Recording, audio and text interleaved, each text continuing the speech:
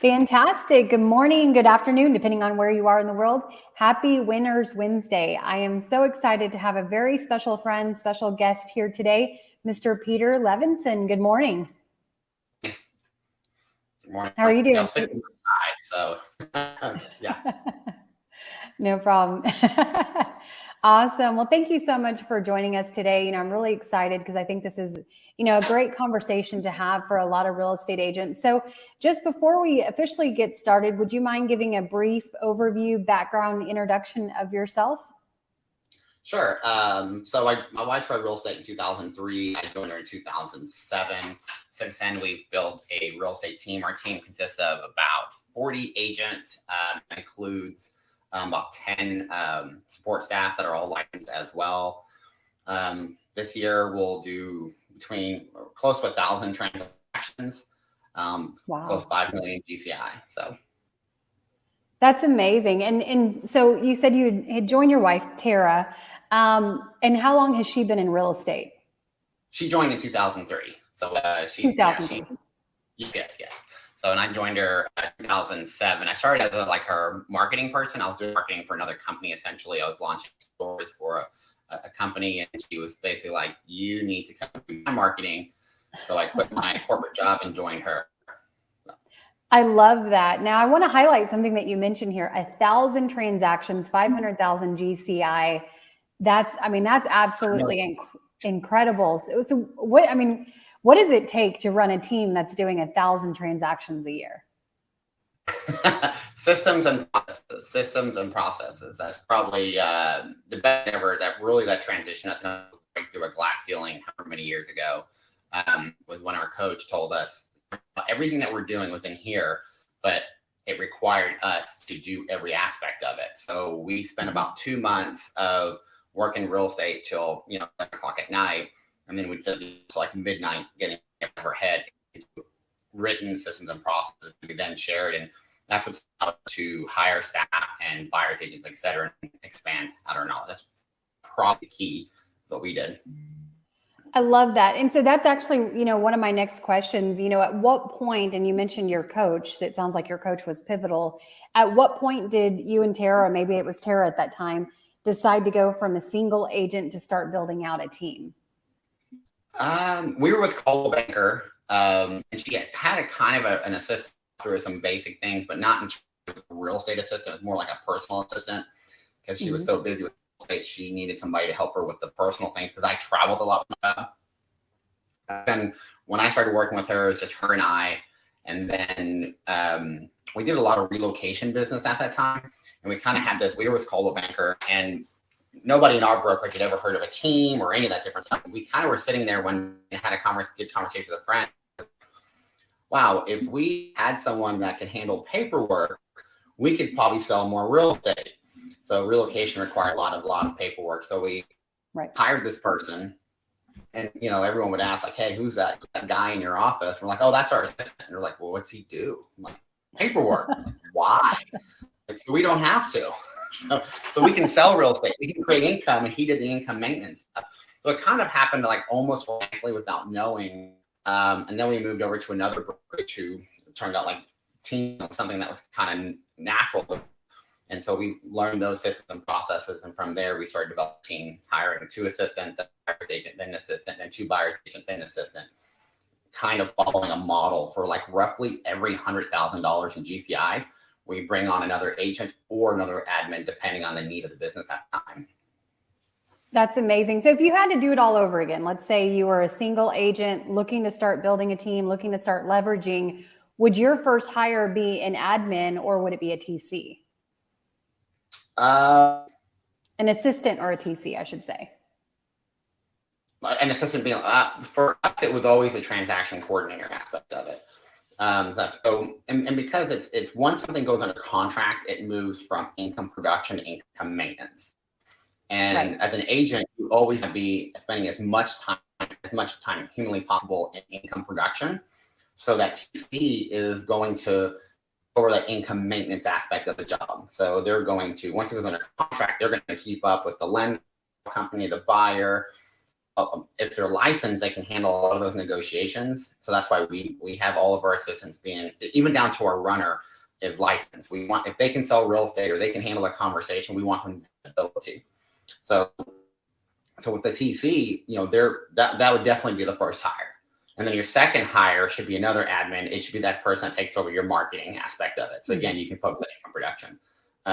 I think too many agents get in, and the first person they hire is a buyer's agent. We've coached so many teams, and we're like, hire an assistant, and like, no, we want to hire a buyer's agent. We're gonna hire a buyer's agent because we're thinking that's going to create income for them. But what ends up happening is they hire a buyer's agent, then they hire another buyer's agent, and then now they're the admin. The person who's supposed to be leading the team, who's supposed to be winning business, growing the business, is now working for their agents. They're now the TC. And then typically that team lasts about a year, and then it implodes because there's no income. The person who created the business is now maintaining the business. So. Right. And then that's why a lot of agents say that teams don't work, right? And clearly they do work. You guys have been running a team for almost 20 years now. So it's, and I know that you have some agents that have been with you for a long time. I think almost a decade or maybe more. What's kind of been the secret to keeping that culture within the team? I have a good friend of mine that we were actually talking about this a few weeks ago. And, there's two ways you can treat people who work with you. You can pay them well, or you can treat them, or you can treat them well, or you can pay them well. Right. Now, if you do both of those, you'll create, people that want to be in your life forever. Like I said, you'll have support staff that want to be with you over 10 years. You'll have agents that want to be with you over 10 years, like many of us have. And we have a lot of married couples that are with us because, the husband or the wife starts with us. They love the lifestyle. They see everything that's going on in our world, and they quit their corporate job or whatever job they're doing and join their spouse. I think we have 8 couples who work for us, where both the husband and wife are either in some way, form, or fashion. But the thing is, but to go back to your original question, if you don't do both of those, you at least have to do one of those. You can treat them poorly if you pay them well, right? Or you can pay them poorly if you treat them well. But if you don't treat them well and you don't pay them well, you're not going to be in business a very long time. So, we try to do both of those.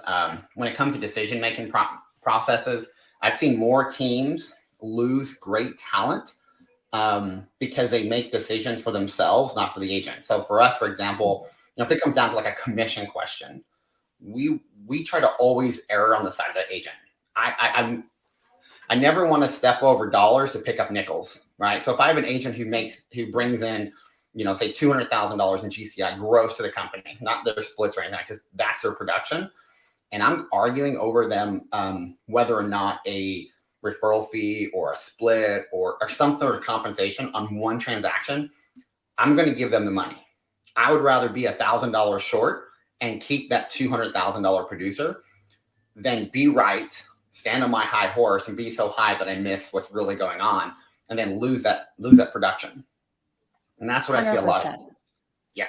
I see too many teams that like, oh yeah, we had this disagreement. I'm like, what over? A $200,000 transaction. Like, so what? A little over $6,000 GCI. You lost a $200,000 a year producer over a couple of $1,000. I'm like, what's their number? I'll call them. I'll Right. Well, and it goes back to one of my favorite phrases is your ego is not your amigo, right? And that's a lot of times it's just our own ego.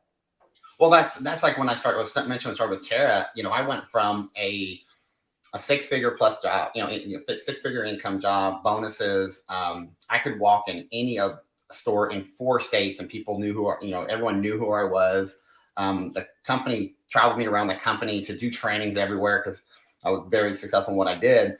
And my first 6 months, I take that back. First 2 years of working with Tara, my desk was a plastic folding table that was 1 foot deep and 6 feet wide. It was like, I think when the brokerage would do like dinners and stuff for the agents, that was my desk. They take my desk away and put food on it, and then I got it back. So yeah, you can. You're the buffet line. Yeah, like, can I have my desk back? I need it to work. But but that's the thing is you can have ego or you can have money. You very rarely can have both. Mm-hmm. No, yep, absolutely. And that actually will bring me into a later conversation. I know you guys are building this massive office and training center. So we'll definitely get to that because I'm excited for local agents to learn more about that. But let's talk about your transition. So you mentioned Coldwell Banker, you had a great experience there. And then I know that you went to Keller Williams, great experience there. And then the next evolution was becoming your own brokerage, essentially, with the team and then bringing on other agents. What did that look like for you?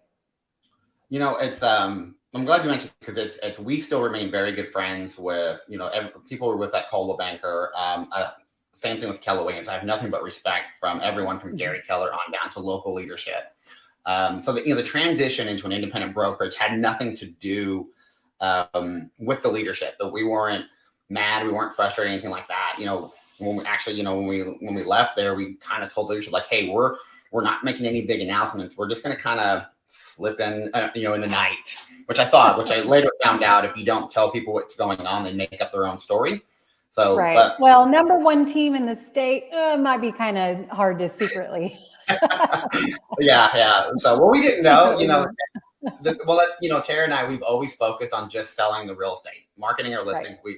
Our coach always told us we were undercover agents because, typically probably prior to maybe 6 months ago, we didn't do a lot of, here's Peter and Tara, this is our story, or this is what we do. It was just kind of like, we just didn't focus on it. And so, that was our ignorance of just thinking nobody pays attention to us. We just sell a few houses. Anyway, but now the transition to an independent, we were kind of, at the time, I was kind of looking at the market and what was happening, kind of having some foresight on where I believe the market was going for at least a shorter period of time, and felt that we had to be able to pivot very quickly. We had to be able to make moves and be able to make that decision instantaneously. And that was something that an independent brokerage at the time, I didn't realize that there was other opportunities that provided that same thought process, but I needed to be able to make decisions quickly without setting them up a large chain of command. And we were also kind of just at that point where we wanted some type of ownership in something. We wanted to own something. Tara and I, it's like your legacy builders, name of your group. Like you've probably heard Tara and I, we've known each other for 6-7 years.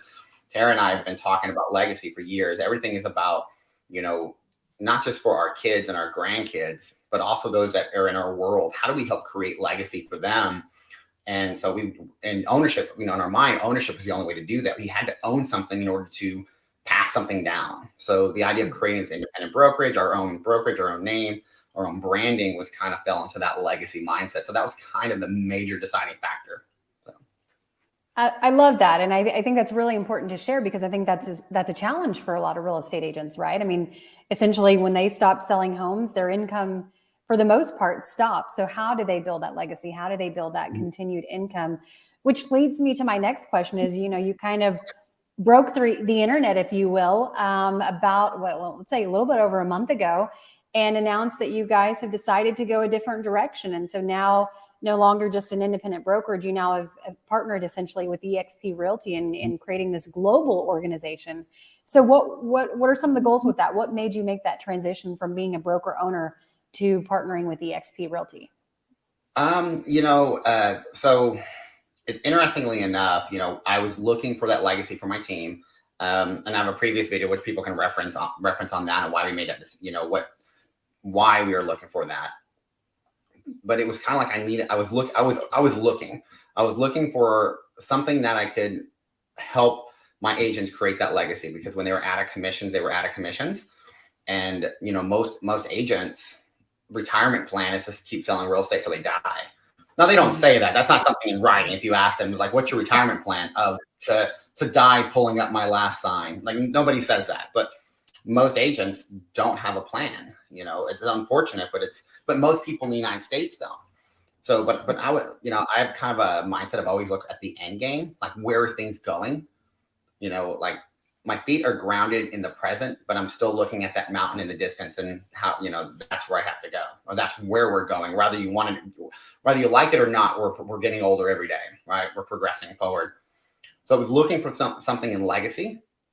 And then the other thing was, I was looking at the market in itself. I was in real estate during the first, I said 2007. So I got in just as the market was shifting. And the difference between that market and this market was, in that market, companies like Zillow were just coming on. I remember creating a Zillow profile in 2008. That's how long, I've known about Zillow. And I remember sitting at my desk looking back at Tara and saying, hey, I just created you a profile on something, I think it's called Zillow.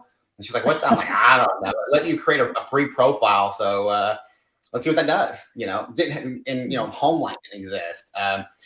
Dave Ramsey hadn't started his ELP program yet.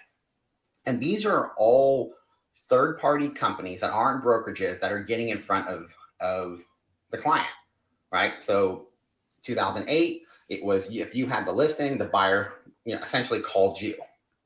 Well, in 2022, there's now this company in front. And so I kind of saw that was happening and thinking if the market, and this is back, I started thinking of this before the market shift. It's so crazy. Like when the market shifts and everybody knows it's going to happen, well, we're not in front of the lead no more.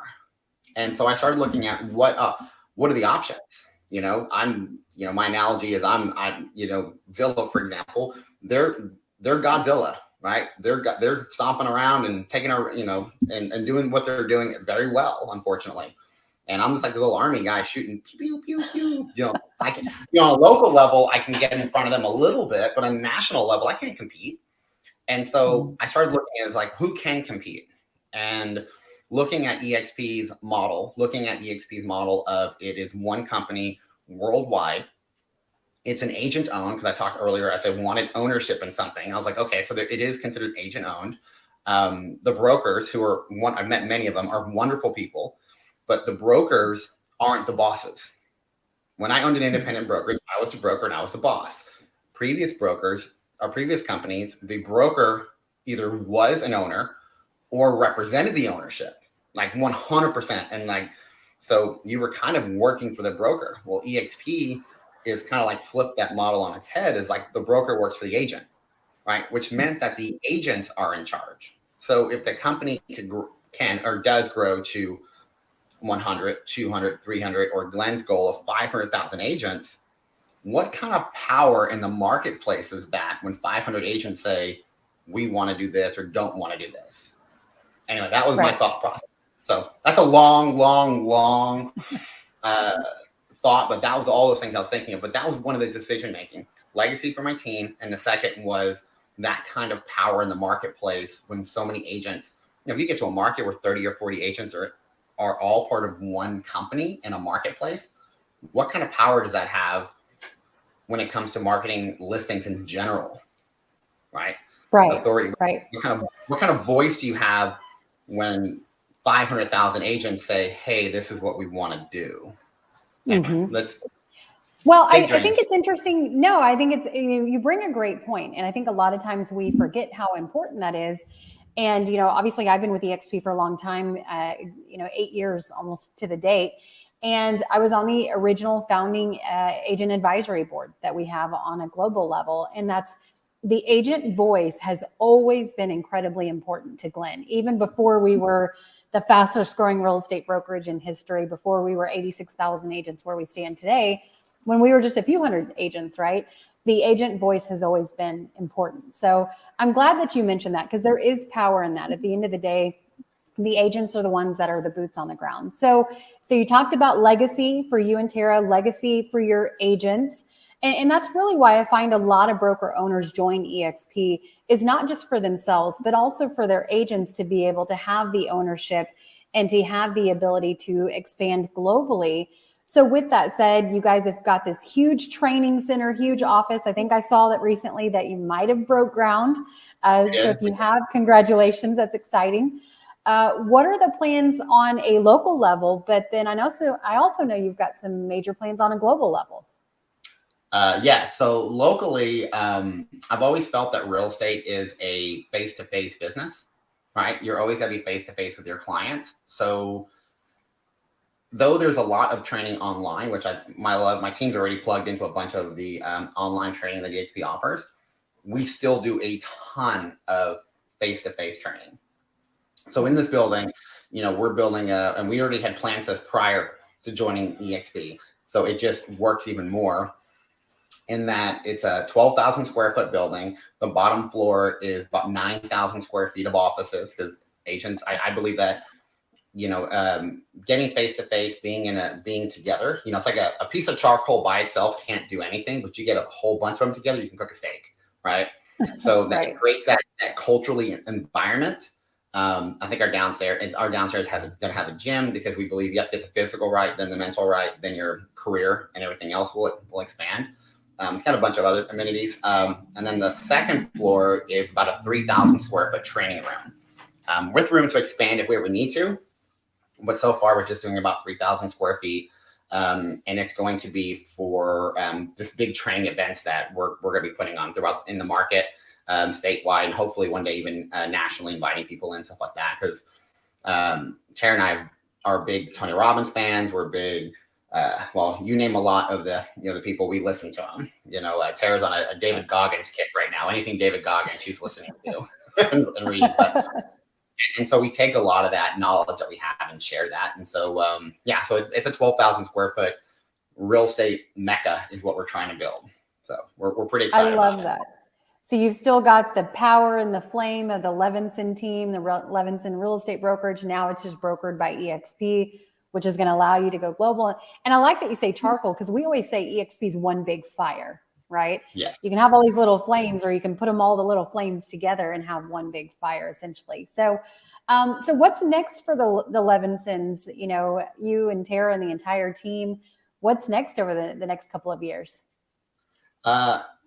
Global domination. I love it. Really, what's pretty amazing is, and I didn't 100% understand this prior to, full transparency, prior to joining EXP. I knew there was a lot of opportunity, because we had looked at expanding our independent brokerage nationally, but all the work and financial investment. So, we've only been with officially been with EXP about a month, right? I think we still have a few agents that are in the transfer process, because we have a pretty big group. But, what's kind of slowed that down is we're, because of conversations we're having and, the insight that we've gained from this, it has, it's allowed us to have all the culture and values that our team has always had. But now we've got this brokered by, it's hard. It was hard for me to fathom, and you don't understand until you're doing it. But the idea that it's, brokered by it's like this whole company that's there just to assist me in growth, and I think traditionally when you join a brokerage, you're enveloped by them. Like they're like an amoeba. They just swallow you up, and you're part of them, right? Per se, but with EXP, the brokered by has allowed us to expand faster than we ever thought. They're like superpowering everything that we're already doing, but we're able to keep so many of our own values.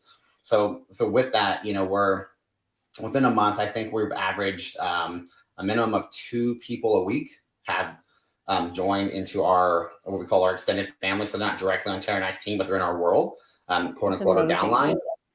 Minimum. And then we're having conversations with 2 groups in Colorado, a gentleman and 2 guys in Florida, South Carolina. We're a couple of conversations getting prepared for Mexico, 2 different groups of agents there. So there's a lot of different conversations happening. Kansas, and it can go on. It's amazing, just the conversation. Texas, it's like within a month we're having all these conversations with different people everywhere. So it's just really sharing like what we're doing and how we can be better together. Prior, I'm very competitive. And so prior, I kind of looked at if you weren't in my world, you were my competitor. Right. And EXP, well, that's natural. Yeah, right. But EXP is also, one of the things that I've found so fascinating is even people who are not in my quote unquote upline or quote unquote downline, they've been willing to help. And so it's like, okay, so it's better together. It really is better together. So, again, it's also expanding that opportunity out. So that's why I think the company's going to grow so fast. It's a culture that I have, not to seem like I'm just beating that EXP drum, but it literally is a culture that I haven't seen other places, other brokerages, nothing against the quote independently owned and operated, but when you're independently owned and operated, well, then you're independent. But when you're part of this one company, then you want to see the growth of the company everywhere. Right, 100%. And when you make all of the agents owners, it creates, I always tell agents all the time, there's not only a financial benefit, but there's a culture benefit, right? And it's really kind of hard to explain outside looking in. Like you said, Peter, you've almost got to dive in to understand the culture. And then as far as brokers, I know you're talking to a lot of broker owners as well that are looking at this affiliation. It's almost like hiring a brokerage management company. You know, aside Yeah. from local and state guidelines, you can keep your branding, you can keep your culture, keep your office. But now you don't have to handle all the overhead and liability that traditionally an old-fashioned model would. Well, yeah, there's no broker that I've talked to and said, hey, tell me about why you started your own brokerage. And they go, you know what? I love dealing with attorneys. Like before, when I was part of another brokerage, I had to pass all those, those real estate commission conversations, all those, attorneys wanting to sue me. I had to pass all those off. I don't have to do that no more. I get to go to court. You don't hear that. I just love dealing with problems. I love it when agents are pissed off and sellers are pissed off and, my agents get to, I just love, no, they started their own brokerage because they wanted to grow. They wanted to take things that they were passionate about and just 10X them, just blow them out.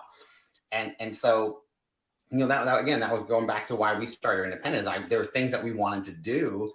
But unfortunately, when you start your own brokerage, then when those white brokers know what I'm talking about, those white envelopes that are green certified, or somebody comes to the front and goes, I need to drop this off to Peter Levinson. Well, I can get it. No, I have to see Peter Levinson. I can hear it. And I'm like, I know what that is.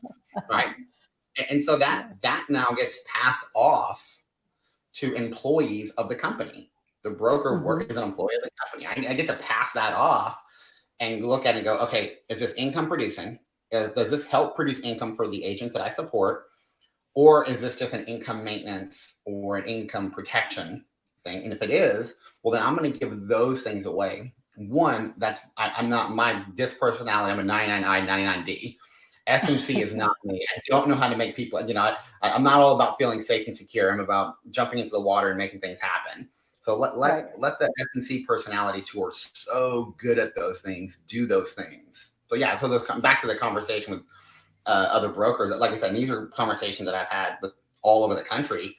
It's just that. It's just like, what do you love doing? What do you hate doing?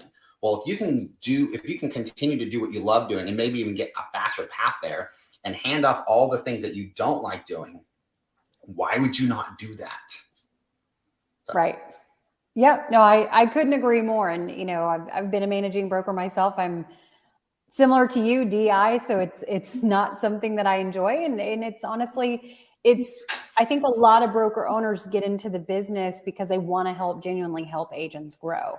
And so now, as you mentioned, when you can focus on the growth of your agents, when you can focus on the income producing activities, then now you enjoy it a little bit more. So with that said, if agents are watching this, whether it be live or a replay, and they want to work with you, they want to work with the Levinson team, whether it be in Oklahoma or it be, sorry, there's a background noise here, whether it be in Oklahoma or it be, in another state or country, what's the best way for them to reach out to you?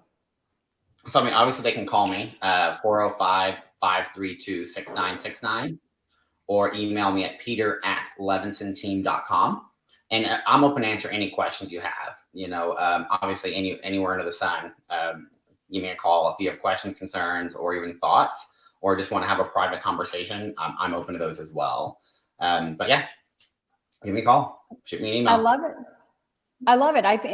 Thank you so much for being available. I know there's a lot of agents and brokers reaching out to you right now. So we appreciate you being available. And I know that you're going to impact a lot of lives, you and Tara and the entire Levinson group. So I appreciate you for sharing your story today, because I think it's going to help a lot of agents. Thank you so much, Peter. Well, thank you for the opportunity. And it was wonderful speaking to all of you out there. Absolutely. Take care. Bye-bye.